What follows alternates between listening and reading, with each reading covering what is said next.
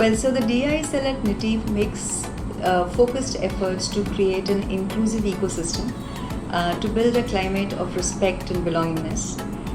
In the last few years since our formation, we have been making significant efforts in collaborating with industry to understand the problem of women, especially in the manufacturing sectors, in terms of their talent attraction, career aspirations, career growth. And we've had very interesting findings in terms of various roadblocks and obstacles that they have been facing in the organizations which impact their career retention. Very, very excited to collaborate with SheMaker for their season 4 once again.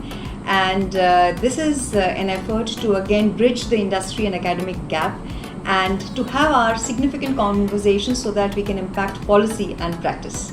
Hey, hi. It requires role reversal and empathy to understand each other better.